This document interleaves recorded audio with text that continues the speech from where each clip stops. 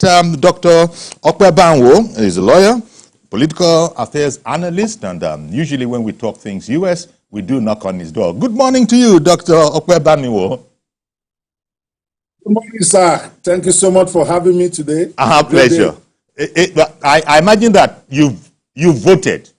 You yourself have voted. Oh, yes, I voted. You I voted. always vote, even though Oh, tell you what. okay. But I voted. Yeah. Well, naturally, I suppose in the interest of accuracy and obeying the law, nobody is about to say anything that hasn't been declared officially. Now, what we're hearing is that it's too close to call. So it's correct to say that as of this second, there has been no official declaration regarding the U.S. presidential election. There's no official declaration. You know, we don't even have INEC in America like that. People don't want INEC to declare. The official declaration probably won't even be till December or January. But the television stations like yours are the one that call elections in America, which is a whole different scenario. So, right, both the two major or three major outlets, they've not really called it, even though they are already discussing the inevitability, because Trump is already at 266. He only needs 270. Kamala is still way down there at 200 or something. So the pathway for Kamala to win is just not there. And in the battleground states that everybody knew was going to decide the election, they've already called 4 out of the 6 for Trump, and is leading the other 2. So it's almost inevitable, but of course, the news anchors, they're trying to be careful, and also they want you to continue to be glued. People like us could not sleep because we are waiting for everything. They know that once they declare, their viewership will go down. Okay, and that's just the truth. But from all of the sides, I think it's generally agreed Trump is going to win this thing. They are already talking about the damage control and all that stuff. But you're right. The TV stations that typically declare, they've not yet declared. But it's just buying time and buying viewers. We're all here watching them. And yes. So what would you, well, as far as it concerns us in Nigeria, I suppose we're always going to come back to that. What would be the implications of one or the other winning the election? America, we have good relations with America. But then America under Trump or America under Harris, what would be your sort of sketches as to? Yeah, go ahead, please.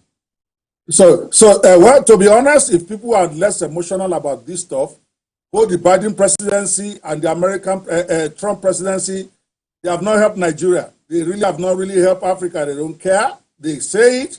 A lot of them say it. But they are lying. They should ask ourselves, did Biden ever visit Nigeria? Did Kamala ever visit Nigeria?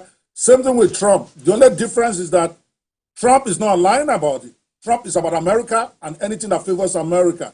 The Democrats will lie to you. They will tell you this, they will tell you that, but they never get it done. So in terms of how it will affect Africa, I don't think we should expect much because Trump, for instance, the man that is projected to win, has always run on the policy of America first. So if he's not going to favor America, Trump is not going to do it. He's not going to go out of his way to come and do anything major for us in Africa. Anybody who's under that delusion, his first 4 years told us that.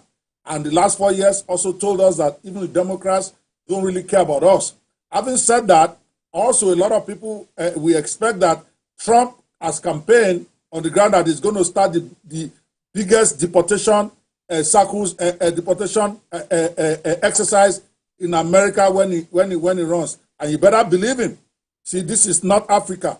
When you campaign on a policy, your supporters are going to hold you by the legs, and I think Trump will have to do it. But I think net, it probably might be better for immigration than the Democrats. And I know that most of us who are listening, who have been listening to CNN, you don't understand the dynamics.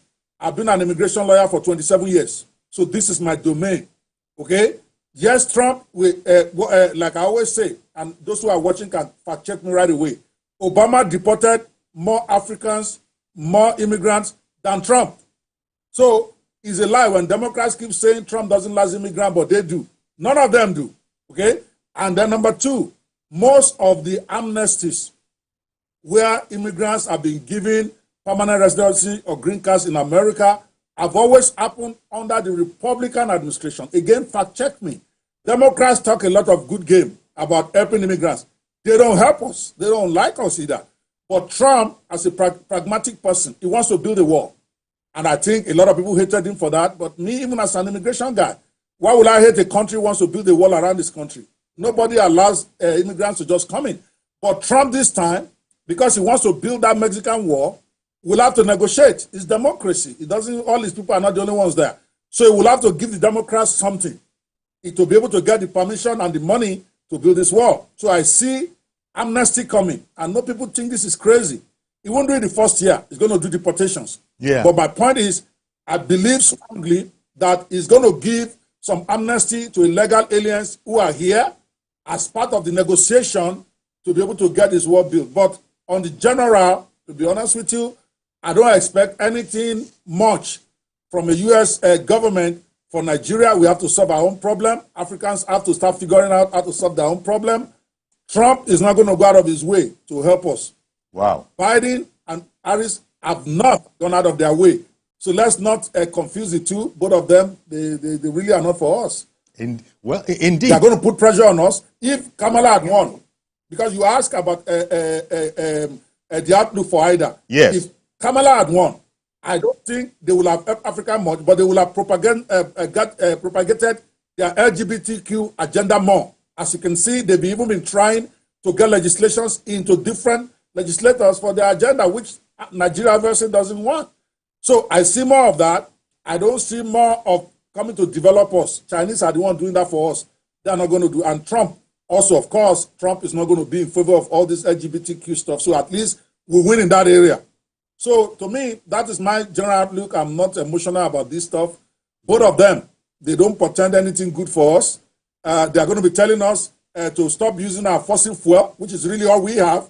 They're going to be telling us to be trying to look for climate change if it was under Kamala, because they believe strongly in this climate stuff. So they are trying to put pressure on countries like ours to cut down on our fossil fuels. Meanwhile, that's what we got. Trump is not going to do that. Trump is for digging oil wherever you can find to force the price of oil down everywhere. So to that extent, I think we might also be better served by a Trump presidency when it comes to issues that matter more to America and to the Western world. Trump is more in alignment where we stand on things like climate change, for instance, which many think is not a big deal, but it's one of the biggest deals in a place like America. And Trump is not buying into it, at least not at the level where they don't put pressure on us to be doing too much on climate change, I think. Okay. Well, just by the way, voting has closed. Yes. Yes, voting has closed. And there was this scenario, maybe you might talk very, very briefly about that, where Americans are actually able to vote before the election day. Selected Americans, of course, there's always this whole matter about Americans in diaspora, if that is what they call it, being able to vote as well. Just comment briefly on that whole area. Well, is something that we cannot learn from. Of course, I would never be so presumptuous to try to say Nigeria should be like America now. We have a long way to go. They've got 200 and something years of democracy. We are just starting. But it was such an amazing thing. More than half of the people, more than 50%, voted before the election day. They call it mail-in ballot. They send your ballot to your house, and then you just tick and you go and you're done. On election day itself, except for very few areas, there are no long queues. I went to vote. It took me less than 3 minutes. And yet there was a lot to vote for because they had 4 pages of voting sheets because there's a lot of local issues, a lot of initiatives that you have to vote for here and there. More than 50 stuff to vote for apart from the presidency, the Senate, and co. The whole thing took me less than 5 minutes because there was no rancor, there is no rice outside, there is no talk. There's not. So it was such a seamless, yes, it was such a seamless thing that we cannot learn no from. Rice, nothing like that. Yes. And then wherever you are, you can vote, mail-in ballots from outside the country by their military and all that. So there are things, they are tough to implement. I'm not going to lie to you. For a country like Nigeria, we have a lot of logistic issues. If they want to do mail-in ballot, how would they mail in to Mushin, to Ajangbadi that has no address, that has no specific address? So those things are harder to implement in a place like Africa. I'm not going to be unrealistic and say we should then do mail-in ballot. Even the voting on the same day, we have not been able to do it right. Yes. We are still dealing with ballot snatching. We are still dealing with failure of beavers. So we are not even anywhere close to doing mail-in ballot.